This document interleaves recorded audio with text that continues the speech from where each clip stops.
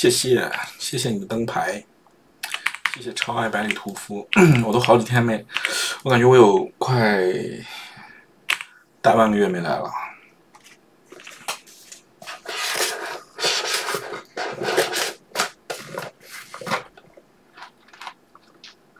谢谢嘚嘚的灯牌。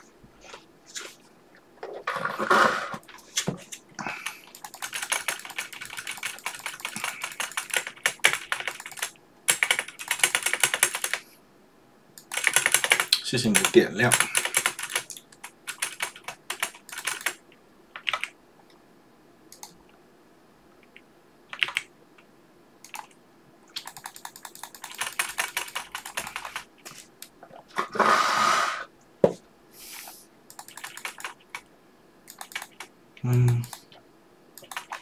谢谢板蓝根跟冲剂。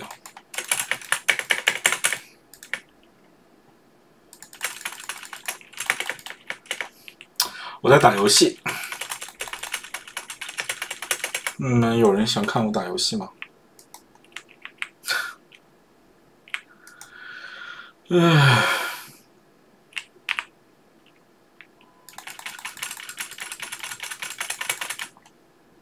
做出选择。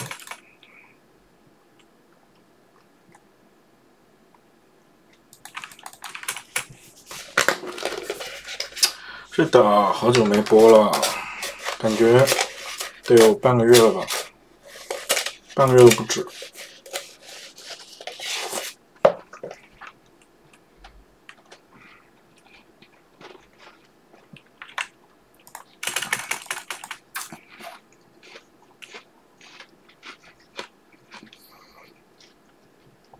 哇，好冰啊！我五一，谢谢欧仔的粉丝团灯牌。我五一去杭州玩了5天，然后玩了6天啊。我是29号去的杭州，本来30号去的，然后30号深圳下大暴雨，我就把机票改到29号了。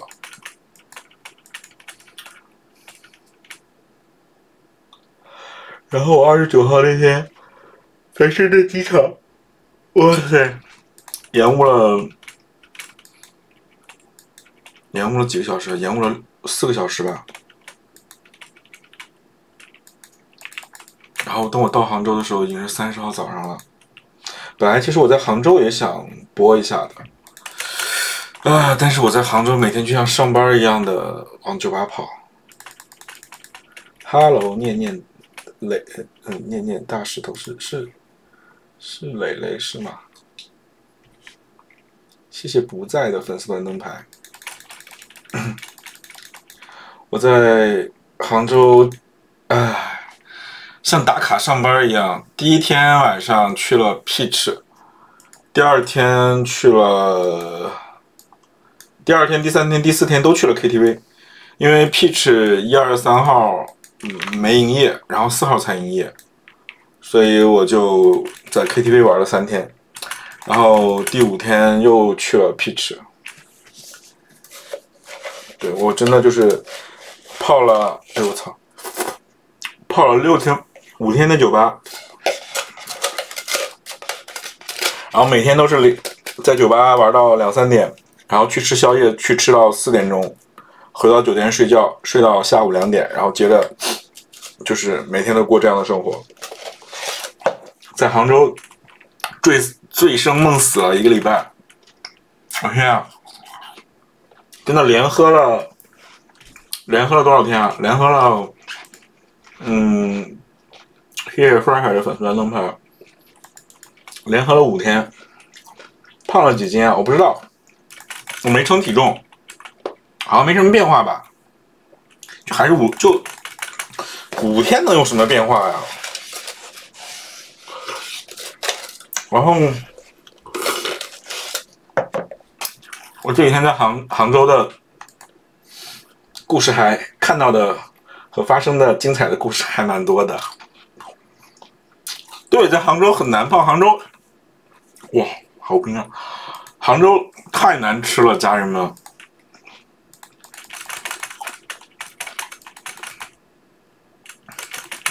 我在杭州就只吃了一顿杭帮菜，剩下吃的都是什么小龙虾、汉堡，还吃了一顿捞王猪肚鸡，吃了一顿日式烤肉，然后吃了一顿四川菜。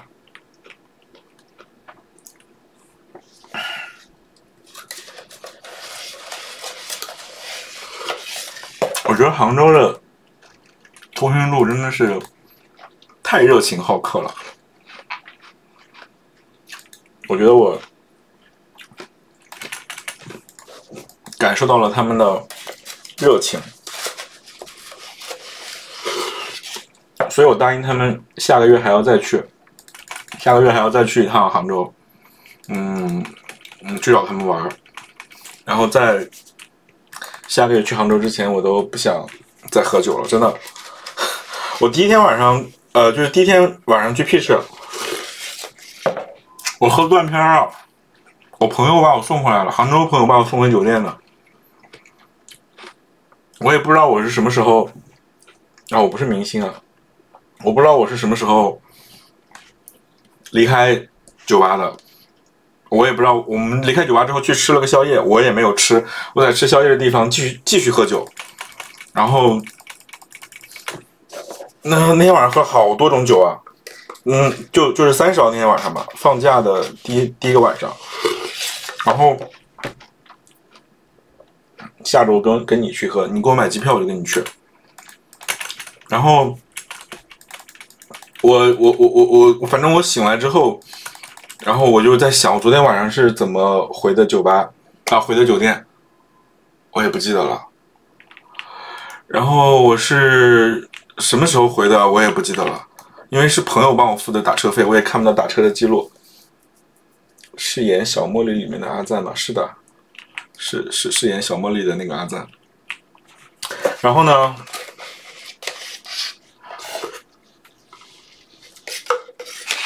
其实我们30号那天去 Peach 去的挺临时的，我们30号那天晚上说去吃川菜，一个四川的朋友在杭州，然后我们4、5个人去吃川菜吧。其实30号那天晚上我们是没有计划要去酒吧的，但是到了吃饭，我们在吃晚饭的时候，突然间收到通知，就是说 Peach 1号、2号，1号不营业。然后我们想说，我们原计划是1号去 Peach 嘛，去酒吧，结果1号不营业，然后我们就说那今天晚上去吧，就非常临时的决定30号晚上去，然后就迅速的拉人，然后建群，大概摇了10个人左右吧。就在我们建群的时候，然后突然间收到通知说，2号Peach 也不营业，那可能就是未来2天 Peach 都不营业。然后我就看着我在杭州的朋友，他们迅速的调整那个活动安排，然后在群里面艾特那些群，就是原计划要去 Peach 的人，然后调整那个群的那个通知什么的，就是一直在张罗，然后包括去订 KTV 的那个包间，就是去 Peach 旁边的一个 KTV。然后我们就30号那天晚上到了 Peach 之后，我也看到了一些朋友，有一些认识的朋友，也有一些不认识的，但是特别特别热情，然后就在酒吧里面喝了好多酒，大概喝到1点钟的时候，他们说去吃宵夜，就到 Peach 旁边的一个龙虾馆，然后其实我第二天早上起来的时候，我看到昨天晚上聊天记录，就是我知道我们去了一个龙虾馆，但是我印象中我在龙虾馆完全没有吃东西，然后他们就说是的，我确实没有吃东西，就到了那个吃饭的地方，我也不停的在喝酒，然后就是喝了特别多。我最后一幕有印象的就是我朋友把我从车上面送下去，然后我就自己上酒店了。结果等我回到酒店的时候，我自己一点印象都没有。第二天早上起来之后，发现我的内裤也换了，然后隐形眼镜也摘了，然后浴室的地板还是湿的，我大概应该是还洗了一个澡。然后我就问我朋友，我说你是送我上房间了吗？他说没有。我说那我怎么连内裤都换了？他说有些人虽然断片了，但是这个行为已经成为一种潜意识了，然后就可能自己就洗了就换了。我真的好疯狂。然后第2天、第3天、第4天晚上都在同一个 KTV， 但是第2天就是5月2号那天晚上去 KTV 的时候还是挺热闹的，因为大家原计划就是5月2号那天要去 KTV 嘛，就有很多上海的朋友来，就是也特别多的那种就是很多很好看的人，而且还有一些挺有名的人，就是一些上海的朋友认识的不认识的。到了之后，哎，我发现上海人玩游戏就是还有一个专门的一个主持人，然后就是什么都得按流程来。比方说你上厕所要喝酒，然后离场要喝酒，干嘛都要喝酒，反正就是很多很多喝酒的规矩。然后那天晚上发生了挺有意思的事情，就是我们要玩一个游戏，然后那个游戏输了的人就是要喝酒嘛，但是这个游戏玩的挺凶的，一个人可能要喝掉就是纯到可能有这么大的一个杯子吧，就是可能有这么大的一个杯子，估计有200毫升或者300毫升的样子吧，就可能有1罐可乐那么大，然后他们要喝一杯纯的伏特加，要把一杯纯的伏特加喝掉。但是你可以求助，就是你轮到你喝酒了之后，你可以说，有没有哥哥帮我喝一点？然后呢，现场愿意帮这个人喝酒的人，他就可以举手。举手的话，那一般都会有很多人举手嘛。然后他就被惩罚的那个人就要从这些人里面选一个人喝酒，选的那个人呢，至少要帮他把他喝的酒喝掉一半，然后喝完之后呢，作为报答，他要亲这个哥哥一口。然后2个人就是必须要舌吻，而且是在众目睽睽之下，在众目睽睽之下。然后我们那个房间就有一个人，他问说有没有哥哥帮我喝酒的时候呢，就全场一开始有很多人举手，然后后面大家就很莫名其妙的都把手放下了。我们还想说为什么大家都放下了，只剩下2个人还在举着手。然后我才知道，就是说这2个举手的人里面有一个是那个要喝酒的人的前男友。然后另外一个人很识趣的就说，那我也不举了，就让他帮他喝吧。然后这个时候主持人就说，哎，你不要放下，你就看他选谁，是选前男友还是选你。然后那个人犹豫了一下，就选了自己的前男友。然后他前男友就帮他把酒喝了一半，喝了半杯嘛。我没注意喝了多少，反正喝了大半杯吧。然后呢，2个人就开始舌吻。我的天哪！我说你们上海人玩的也太刺激了吧！然后他们2个人就是应该是已经分了挺久的了。他们2个人就在众目睽睽之下，10几个人的注视下开始舌吻。然后我说我天哪，太受刺激了，真的！上海人玩的真的是好大呀！就本来他选人的时候，我们就在想，应该不会选自己前男友吧？但是不选的话，就会很尴尬嘛。选了的话又很精彩，就是不管选跟不选，我们都觉得很精彩。结果他就选了，然后那一轮游戏玩了得有将近1个半小时吧。我觉得还挺那个，而且就是那个被惩罚的那个人呢，就他那个前男友还是从深圳过去的，然后我还认识，只是我不知道他们2个人是以前谈过恋爱的关系。然后我就看着他们接吻，我真的是有一种既刺激又羞耻的感觉。就是挺精彩的，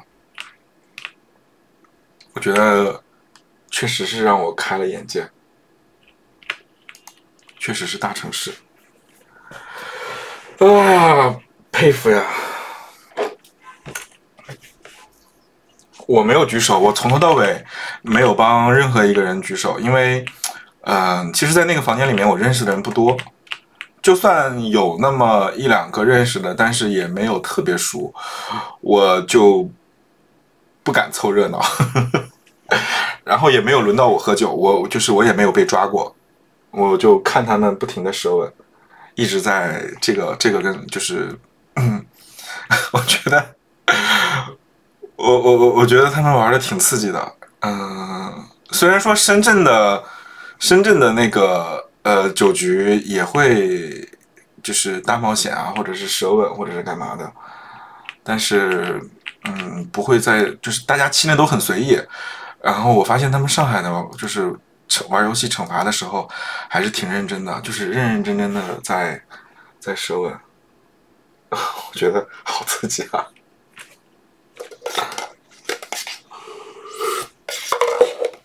哎，反正每天晚上都是喝到3、4点钟，每天晚上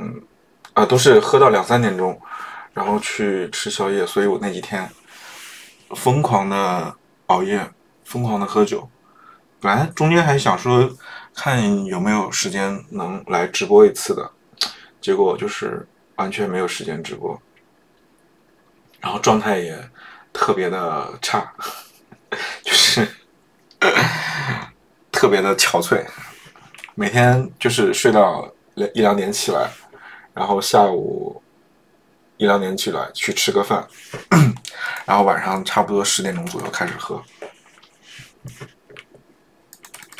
挺好玩的。而且其实不太会遇到那种，我觉得跟深圳有一点很不一样的就是，包括我自己在内哈，我也是属于那种在酒桌上不会特别放得开的那种。但是我发现杭州的人就这一次去杭州喝酒遇到的人，基本上没有遇到那种特别扫兴的人，大家都还挺放得开的。然后我觉得在那种氛围里面，我也会被就是会被传染，就是也就跟着变得放得很开了。那我平时在深圳喝酒的话，就是很难放得开，可能全程大部分时间都是在玩手机。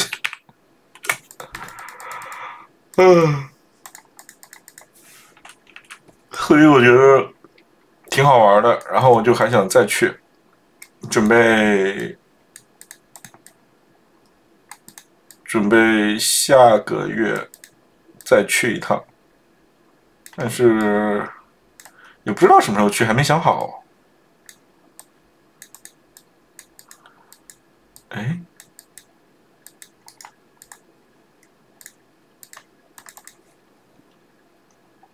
没人举手，应该不太会没人举手吧？你说就是上海的那个不太会没有人举手，大家都会举手。放不开的不会叫来玩，确实，我在深圳就是属于那种放不开的。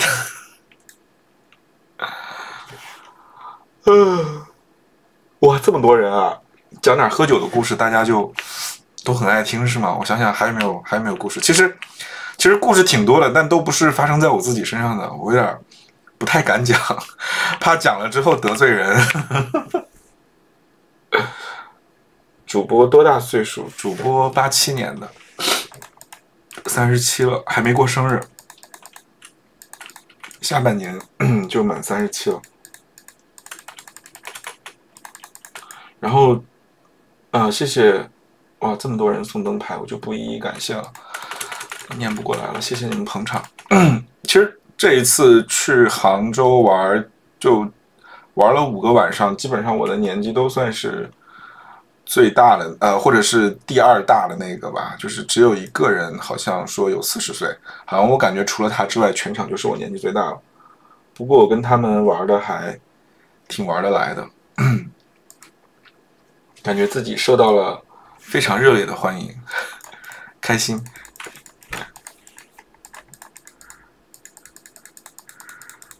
别的故事也有，但是我觉得最震撼的故事就是那个找前任帮自己喝酒，然后舌吻的那个故事，一直震惊到我现在。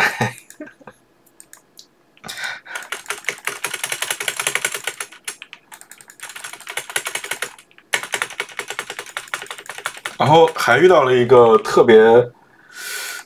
自来熟的一个人，也不是杭州本地的，我不知道他从哪里过去的，然后就是特别自来熟，他带着我去串桌，然后他说那个他是个猴子，而且他也不喜熊，但是他说他说他觉得我长得很好看，他就说想把我介绍给他的朋友认识，然后呢，他就带着我去串桌，他就到了一桌之后呢，他是个卡座，他就说，哎，这桌全都是我的妹妹，然后我就说，哎，对，我不知道是不是学姐啊，我不知道她名字，他说这桌都是我的妹妹，然后我就说，哎，好吧。然后呢，我就跟那桌的人喝酒，但是我发现那桌的人也不怎么搭理我，然后我就喝了一会儿之后，刚好看到我朋友来了，就是我朋友也是那个卡座的，然后我就跟朋友说，我说那个我被他拉过来跟你们桌的人喝酒，他说他跟你们桌的人特别熟，然后呢，我朋友就说，其实也没有特别熟，然后就是说可能他的那个。性格就是这样吧，就是他把我带去了一桌他也不是很熟的人的桌子去喝酒，然后他说这一桌人都是他的姐妹，搞得我就特别的尴尬。还好我待了没2分钟吧，我就光速的逃离了。比龙二耐看，我也没有龙二耐看吧，龙二已经火了10几年了，这可以说的吗？10几年了。你点开那个小茉莉里面，全都是弹幕里全都是夸龙二的。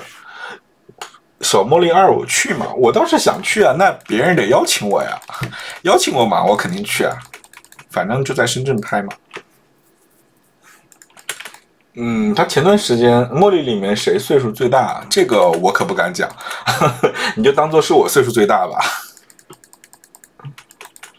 主播喜欢胖胖的嘛？主播什么样的都可以，主播喜欢有钱的，只要有钱，什么样的我都喜欢。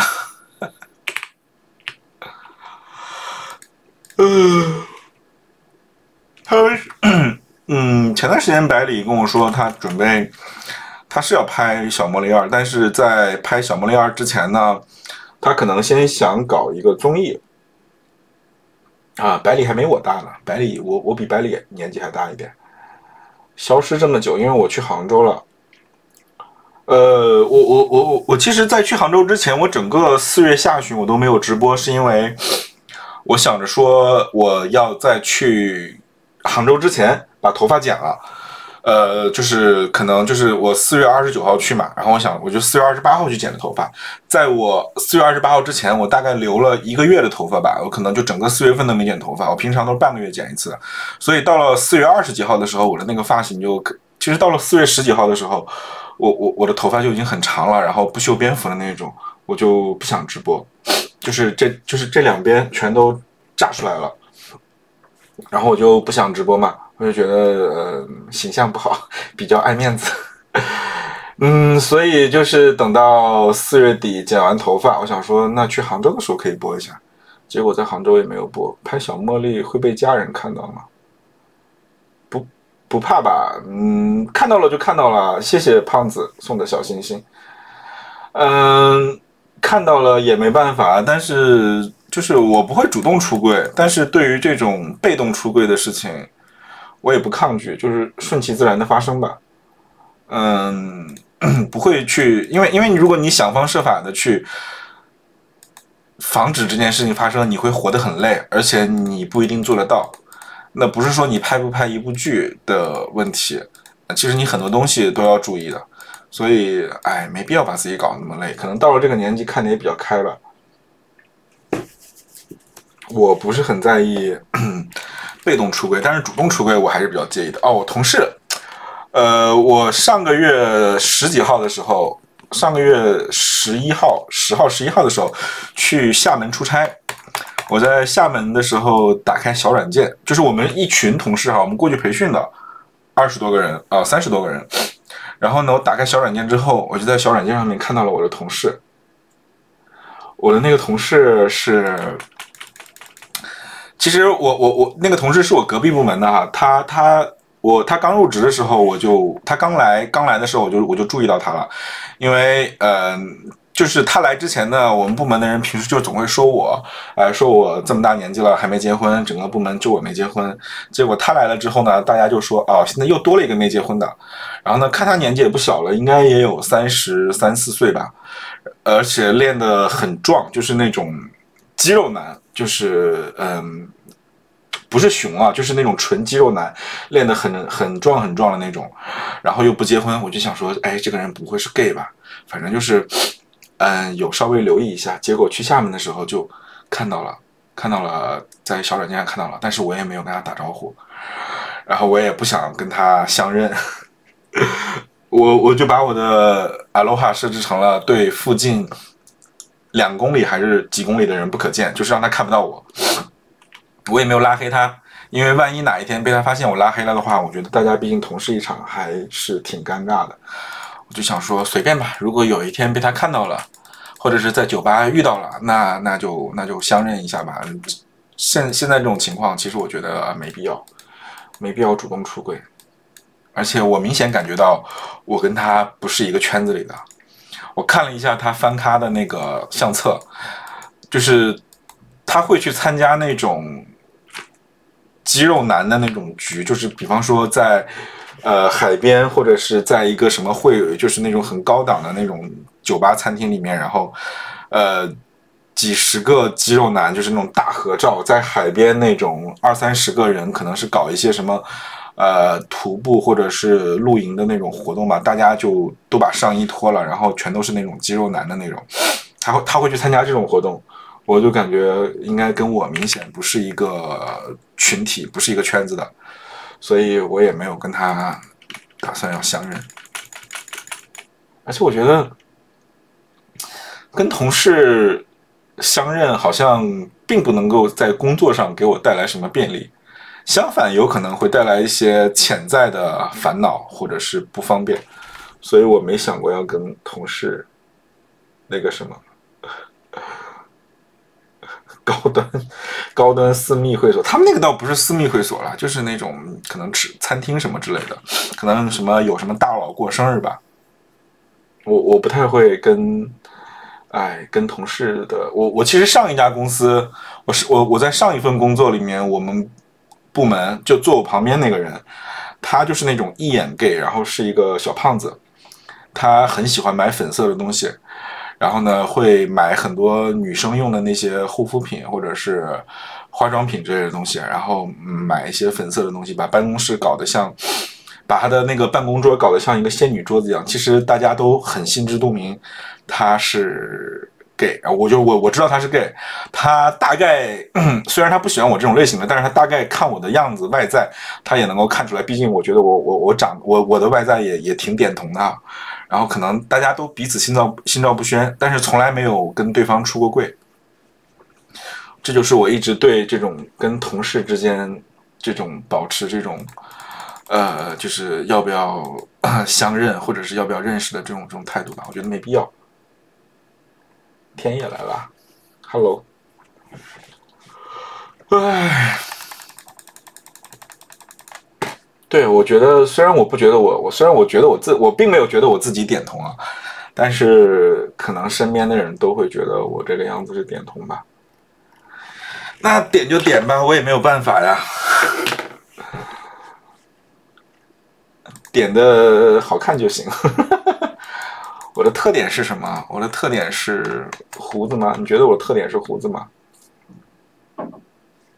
我的特点不是胡子吧？但是身边人对我的印象就是胡子，可能认识我的人不会把胡子当成我的一个标签儿。大众审美不是我这样的，大众审美是那种猴子，那种肌肉猴子。其实我觉得 gay 圈的大圈的审美，主流的审美啊，或者是大多数人的审美，其实跟直女有点像，我觉得，跟中国的女生跟中国的直女有点像啊，跟日本的女生还是不太一样的。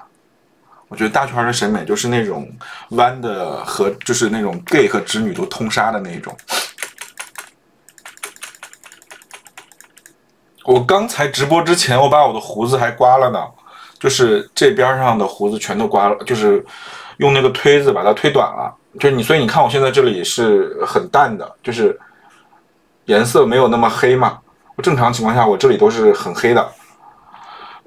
我把它给刮短了，因为我觉得说，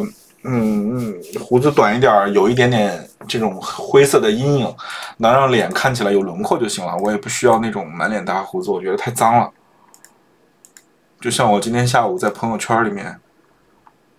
发的照片，我给你们看一下。我今天下午在座位上发了自拍，就是自拍了2张，然后胡子都比我现在要多。给你们看一下我的自拍，就是会比现在要多一点。还有这张可能会明显一点。大多数不是熊狒吗？大多数不是熊狒啊。其实洗狒还行吧。洗熊是个很好的圈子，我觉得啊，很小的圈子，就是其实没有那么多人洗的，只是，我是觉得可能比较容易成为话题吧，就是能够成为一些制造对立的话题，所以说的人会比较多。胡子是种的嘛？我胡子不是种的，我种不起啊。种成我这样得花多少钱啊？我种不起，而且种的也种不了这么自然吧。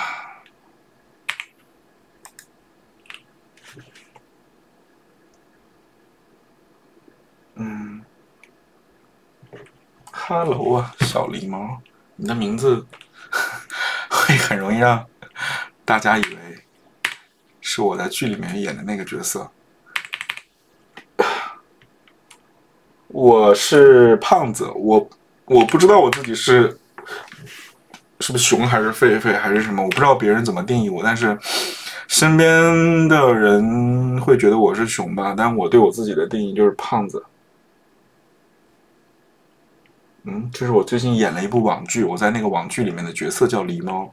然后你的 ID 叫小狸猫。好了，不重要。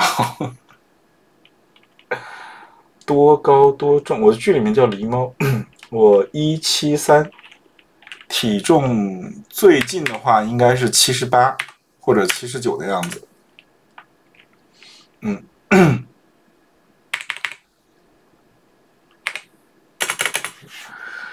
唉，但是我脂肪比较多吧，就是我的体脂挺高的，26、27，所以我觉得我是胖子吧。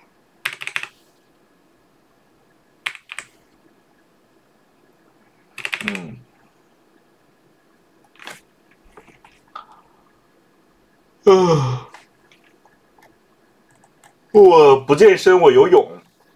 我会，我本来还说今天晚上去游泳的，结果也没去。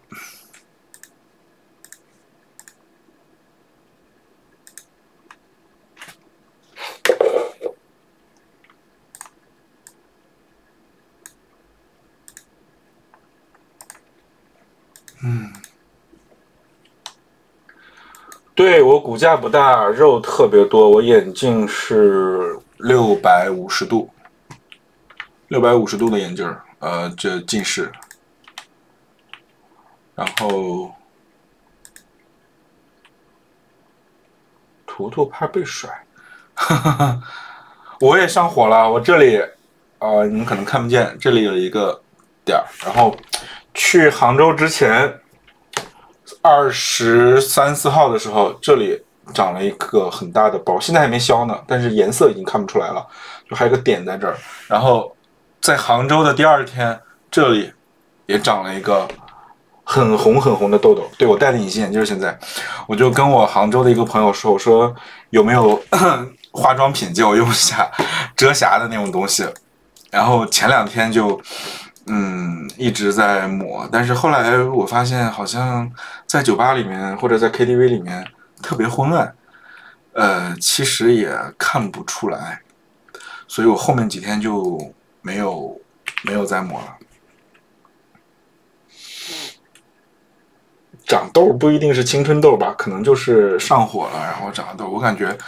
我就是上火了。哇，我在杭州，我感觉那几天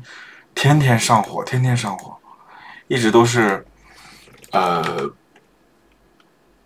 吃的也很，就是每天晚上宵夜3、4点钟吃，然后哎，说起在杭州吃宵夜也是，跟他们就是一般我们在深圳喝酒，就是喝酒的时候，就是前面不管你转了几场啊，转了一场，转了两场，那就是会喝酒嘛。但是如果说去吃宵夜，一般就吃完宵夜就结束了嘛，宵夜就是最后一场。去吃宵夜的时候呢，一般就是不会再喝酒了，就是一个纯吃局。但是杭州，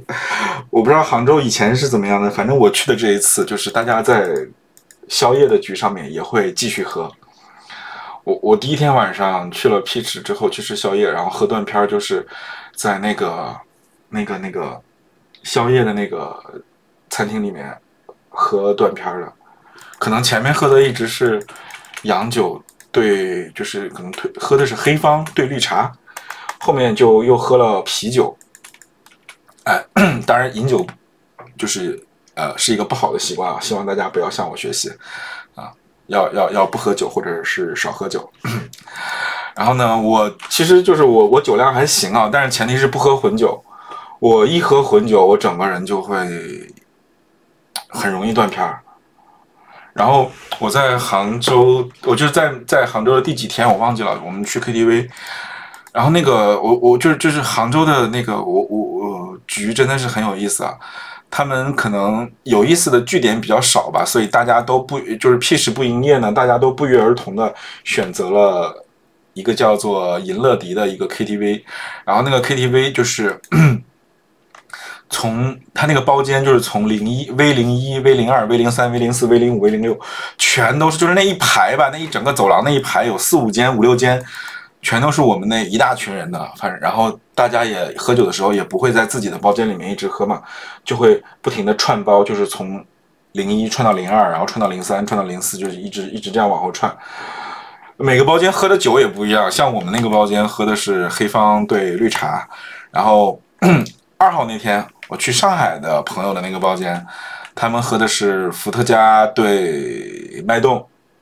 然后呢，又去了另外的一个包间，他们喝的是啤酒。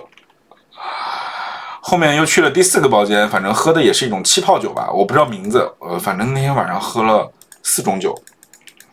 然后我就很怕自己喝断片儿，所以我就那天晚上有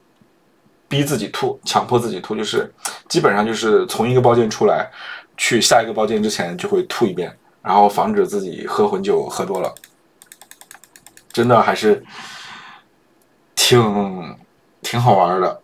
你就像我们在深圳，去 KTV 的话，大家一般就是白天去，晚上都会去酒吧，基本上没有深圳的通讯录不太会把活动定在 KTV，就是晚上的周末的晚上的活动。有人过生日除外啊，就是正常来讲的话，大家都是选择去酒吧。但是像杭州的话，因为它的那个 KTV 跟那个 Peach 酒吧离得特别近，所以大家都会选择会就是选择的成本不大嘛。就是你去 KTV 觉得 KTV 不好玩了，你就可以在下个楼就是酒吧了。但是深圳的话，大家就是完全不会去 KTV，所以这种在 KTV 里面不停的串包间，我觉得也挺有意思的。我第一天晚上去 KTV 的时候，我还串包间的时候，我还有点不好意思，就觉得说别人包间我也不认识，然后过去了也不知道干什么。但是因为有朋友带我嘛，我就硬着头皮去转了一下，然后算是混了个脸熟吧。谢谢程良送的粉丝团灯牌，算是混了一个脸熟。然后呢，后面几天再去的时候就会很自然了，就是完全的无所谓。我管你认不认识呢，反正喝多了就往里面进，然后往那儿一坐。还有我在那个酒吧KTV 里面，我其实去的前2天去的，我是不好意思唱歌的，因为我唱歌也不是特别好听，就是喝酒了喝多了可能会吼两嗓子。但是到了第3天去 KTV 的时候，就是跟大家都比较熟了，然后我也没有完全喝多。我那天晚上，据我朋友说，我应该连唱了有半个小时，拿着麦克风，衣服图案，这个是 IT 旗下的那个一个品牌，然后对它的那个 logo 跟跟小茉莉的那个是有点像。我给你们看一下我在 KTV 唱歌被他们拍的那个照片。这个，能看清吗？我听他们说，我好像连唱了十几首蔡依林的歌吧，然后他们说你是深圳蔡依林啊，就是我唱了好几首那种年代跨度特别大的那种，比方说他01年、02年的那种什么柠檬草的味道啊，然后就是那种早期的几张专辑，然后还有中期的，可能08、09、10年的那些专辑，然后一直到近期的，就是14年还有18年的这2张专辑，就是我反正都会唱，然后而且我不是跟别人合唱，我是自己一个人从头唱到尾，唱了有将近半个小时吧，他们就觉得我好厉害。我想说那是因为我年纪比较大，那种什么他01年、02年刚出道时候的那些歌曲，我也会唱。其实我没想到我自己会放的这么开。我正常情况下我去 KTV， 我基本上就是只喝酒不会唱歌的，因为唱的不好听嘛，就是有的时候还会跑调，所以就是比较羞耻吧，不好意思唱。但是我觉得我这一次去杭州玩的还是挺开心的，有放的比较开，所以还挺期待下个月继续去的。年纪不小啦，37啦，马上9月份就37啦，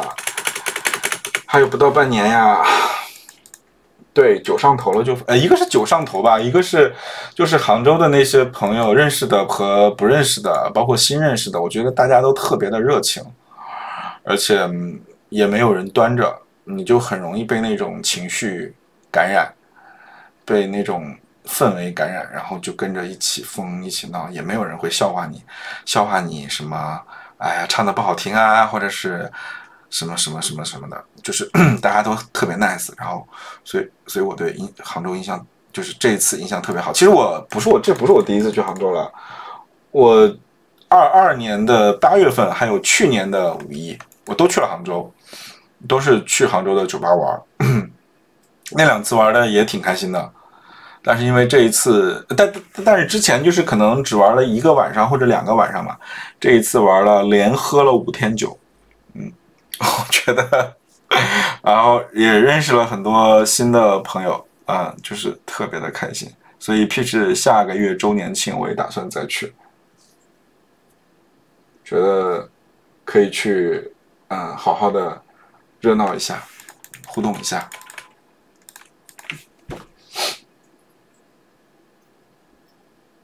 我其实在深圳已经很久没有唱过 KTV 了，可能如果不是因为这次去杭州的话，我可能有将近1年多的时间没有去过 KTV 了。但是我发现连喝5天酒真的身体会扛不住，就是不管你年纪多大，我觉得这个跟年纪没有关系，就是一个正常人他的那个肝脏的承受能力是有限的，因为酒精进入身体之后，先是被血液快速吸收嘛，进到血液里面，然后就是要通过酒精是不能被人体吸收的嘛，它必须要代谢出去，但是它代谢出去就是只能通过肝脏来代谢嘛，然后肝脏代谢酒精的那个能力是有一个上限的，正常人好像是24小时之内只能代谢掉多少酒精，反正它是医学上是有这么一个数字的。然后我这5天不管哪一天，其中任何一天，我的那个酒精的摄入量都超过了我肝脏24小时的那个代谢的能力，所以我的肝就是那几天就是一个高负荷运转的一个状态。护肝片，我有在吃这个护肝片，平时有在吃，就是叫奶剂片，我不知道你们有没有听过。然后一天吃1粒吧。片仔癀买不到啊，能买到也买不起啊，炒了那么贵，股价比茅台还贵，买都不知道上哪儿买。狸猫，看过小茉莉的话，点个关注呗。哎，感觉今天晚上好像还涨了挺多粉丝的，我看刚才好多人关注啊。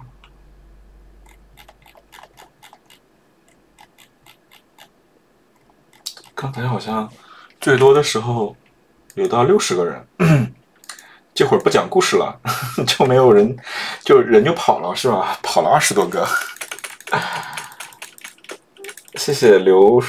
年似水的入团卡。是啊，我好久不来，你们的那个灯牌都灰了哦。它这个灯牌多久会灰掉一次啊？谢谢伤心的猪送的入团卡，谢谢。我感觉我上一次直播是4月10几号吧，大半个月没播了，哇，3天就掉了。那看来我还是得经常的播一下，以后1周最少播2次吧。如果不忙的话，就播个3次。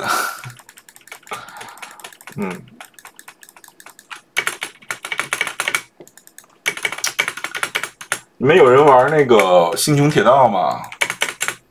我现在还在做任务，谢谢空白送的。他更新的那个主线任务，然后我已经做了1天了，还没做完。我就一边跟你们聊天，我不看剧情的，我就一边跟你们聊天，一边去敲空格，然后过他的主线任务。我玩游戏不喜欢看任务，不喜欢看剧情，觉得看剧情好累啊。谢谢蛋蛋送的鲜花，爱你哦。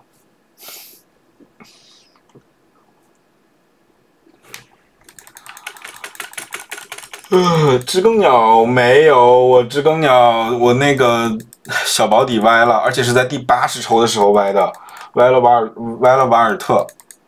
然后搞得我今天很郁闷，我还充了一个648呢。团综的安排，团综，你说百里的那个综艺嘛，还没有，他之前有说要搞一个综艺。然后说他那个综艺可能是打算为小茉莉2选角色吧，但是不知道他筹备的怎么样了，还在等他通知。10连就出了，那羡慕你啊，你运气蛮好的。我感觉我不知道小茉莉2什么时候会拍啊，也不知道今年会不会，他还有没有时间拍了。要看他忙不忙吧。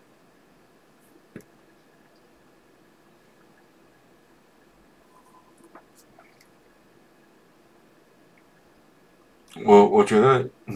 下一次要是再拍戏的话，我觉得还是要现场收音。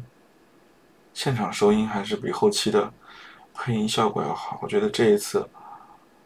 明年拍啊，我觉得这一次拍的那个让我最大的觉得好的点，就是我个人表现不好的点，就是我后面配音配的太差了。太出戏了，然后那个口型也对不上，所以我觉得可能后面再拍的时候，那个台词咬字一定要清晰，然后语速可能也要慢。芝麻我不知道，不是说背不背词，是因为我们有很多场戏都是在酒吧拍的，然后酒吧而且是酒吧在正常营业、正常做生意的那种周末的晚上拍的。在这种情况下，酒吧放着音乐，周边的人都在吵的时候，你现场是收不到音的。我们都是背了台词的，现场也念了台词的，按照剧本上台词是去念的，但是没办法，真的没办法，你收不了音，所以后面必须要重配。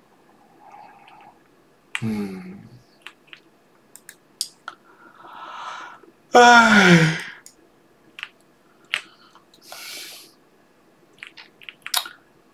拍过一次之后，尤其是看过自己演的一次之后，你后面就知道再怎么去提升跟注意了。我觉得有一次这种经历也挺好的。因为我觉得其实每个人对自己的认知都是不完全的，因为你在生活当中除了照镜子，除了自拍啊，剩下大部分时间，你在走路的时候，你在跟别人说话的时候，你在做任何事情，就是你看不到自己的时候，其实大部分情况下你是不知道自己在一个自然，因为其实自拍也好，照镜子也好，那都不是一个放松的状态嘛。所以我觉得，在你就是很多人其实包括我自己都是不了解自己在放松状态下是一个什么样的样子。我说话的时候，我跟别人说话的时候是什么样子？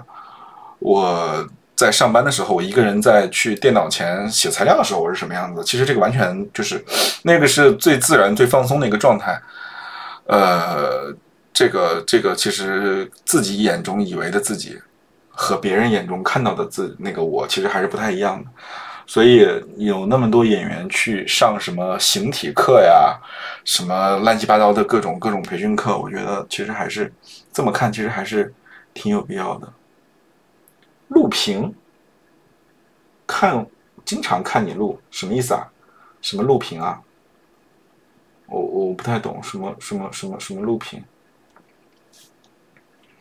就包括我现在在直播的时候，我会时不时的也会看屏幕上我自己的样子、我的姿态、我的神态，所以有的时候就会表现的不自然吧。因为人一旦对着镜头或者对着镜子的时候，哪怕是你自己在照镜子，你都不会自然的。狸猫丢了他的狸猫，狸猫就是我把那个扮成快递员的那个人给弄丢了。其实一开始不是这个样子的，一开始按照百里一开始的设定，就是我跟这个人是真心的喜欢，真心的互相喜欢，是一段真的感情。他对我也是真的，我对他也是真的。但是我感觉他应该是剪到后面，可能是为了增加这个戏剧性吧，或者是为了让这个整体的剧情需要吧，所以他其实用剪辑的办法把那个剧剪成了你们看到的那个样子。其实你们仔细想一想，他那个角色其实完全没有表现出任何一点对我的假装或者是对我的虚情假意，因为演的时候就不是这样去演的，所以其实你们看到最后会有点奇怪，就是因为他是强行剪成那个样子的，靠另外一个角色的这种安排也好，什么补的一些别人的那种戏也好，然后强行掰成了说他是被别人派过来，然后就是骗我的，但实际上拍的时候不是这样，所以你们看不出来那种感觉。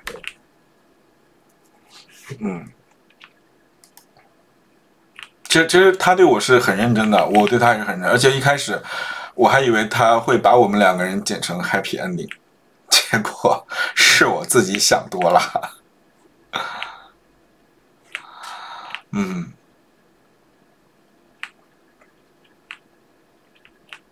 对，演的不好，就是很多镜头用不了，也是这个问题。可能他觉得这个很多镜头用不了吧，然后我觉得这个也是他后面剪辑去改剧情的一个很重要的一个原因。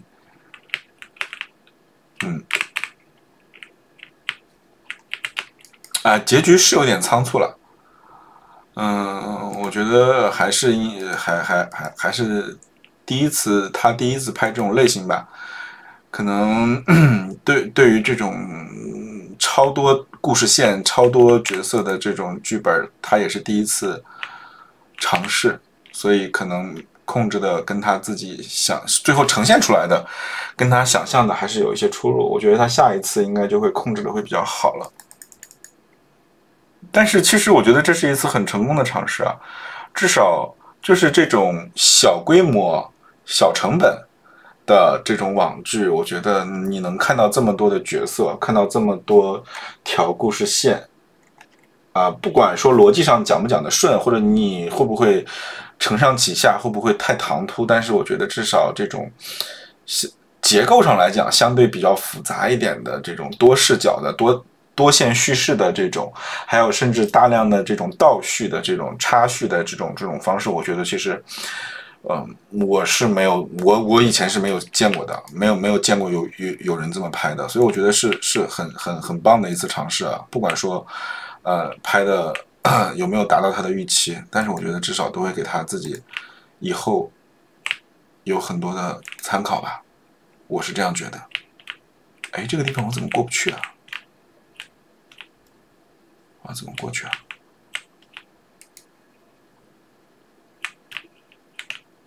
哦，挺好的，经费不足，不是经费不足的问题，这个跟经费没有什么太大关系。我觉得这个其实真的跟经费没有太大的关系，不是经费的问题。其实我们制作还是挺大制作的，还租了游艇啊，对吧？我觉得这个不是经费的问题。谢谢丫丫。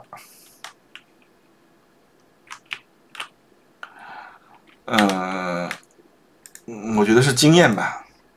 一个是他对这种剧本的控制的能力的经验，还有一个就是更重要的就是这些演员的经验，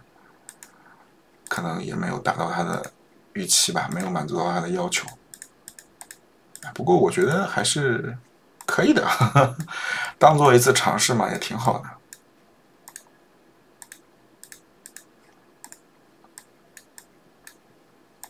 哎，这就满了。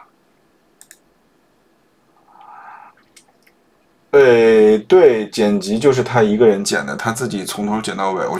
真的觉得拍东西不是最累的，剪东西才是最累的。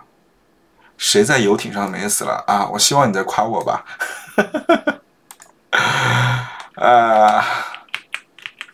其实我在游艇上那场戏还是拍了挺多内容的，但是我估计可能是他觉得用不上吧，所以可能没有都剪进去。剪剧是很累的，剪剧真的很累。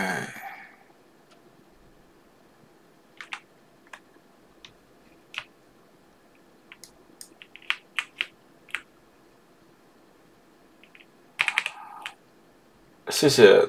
杜晨送的入团卡。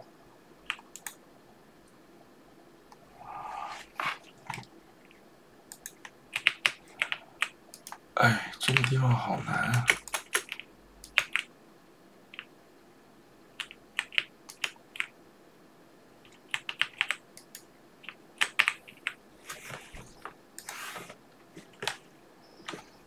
晚上好呀，晚上好。这个它剪辑类的另外一个原因啊，就是因为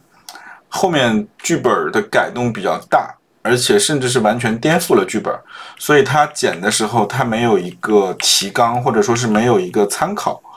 能够让它那样去剪，所以也挺累的。这个也是一个很大的一个挑战，就是对他自己是一个挑战吧，因为他决定对这个剧的后半部分，尤其是最后几集大刀阔斧的改。然后又没有一个剧本可以给他参考，所以剪后面几集确实是很累的。前面我觉得应该还好，没有那么累。多放些内容啊，他肯定也想多放些内容，但是他不是说了吗？拍了很多素材，最后看样片的时候发现不能用啊，演技还是有待提高呀。素不素？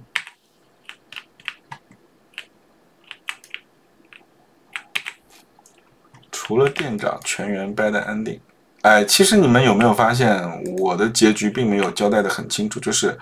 我干嘛去了？我就是，其实他没有把我的结局拍出来，就是其实压根儿这部分就是没有拍的。原计划是我跟那个送快递的那个曹叔叔，我们两个人是一个完美的结局，就是在一起了，然后怎么样了，然后但他那样一改的话，然后曹叔叔走了，我就直接我酒吧生意是做成了还是没做成了啊？我把店转给了正正，然后呢，那我后面的我人怎么样了呢？其实就完全没有交代了，所以这就是改剧本的，也是改剧本的代价吧，就是我没有结局了。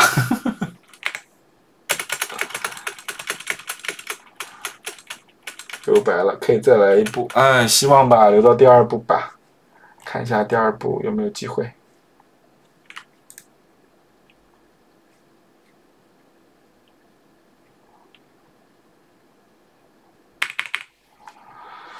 我不知道呀，不知道是不是他为了第2部去做铺垫，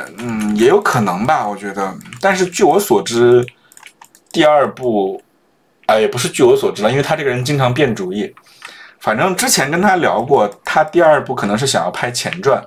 而不是拍之后的故事。因为拍之后的故事他都死了，怎么拍啊？所以第2部可能是去拍前传吧，就有点像那个《流浪地球2》是《流浪地球1》的前传。大概是这样的一个关系，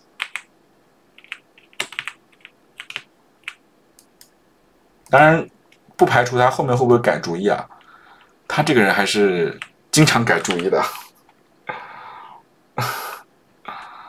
穿越剧不知道呀，不知道他会怎么改啊？他的想法经常变的，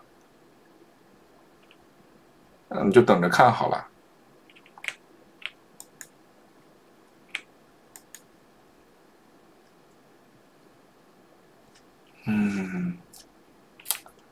哎，不知道，看他喽。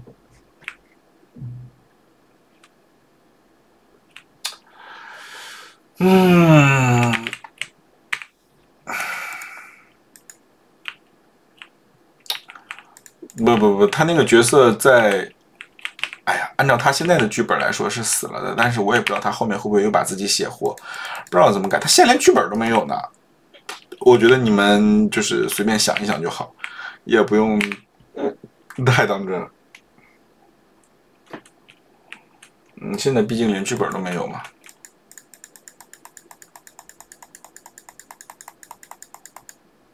他一开始还说什么会剪2个版本，会 B 站剪一个纯净版，然后 YouTube 上面剪一个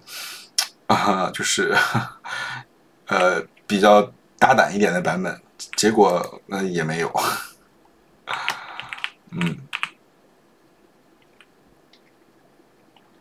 沉迷恋爱呀，不知道哎，我不知道他是不是现在在沉迷恋爱。那可能就是沉迷恋爱吧。你们不是说他在什么为爱减肥吗？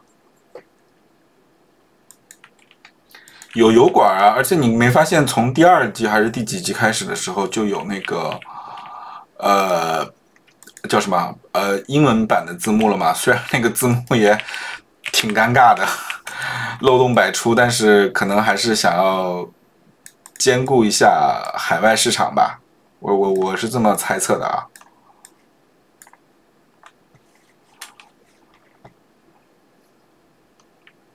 他跟我可能最近一直在出去玩，就没怎么看抖音，可能错过了他的一些内容吧。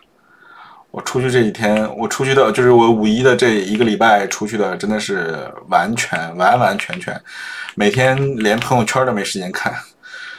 醒了吃饭，吃完饭喝酒，喝完酒睡觉，就是我的生活。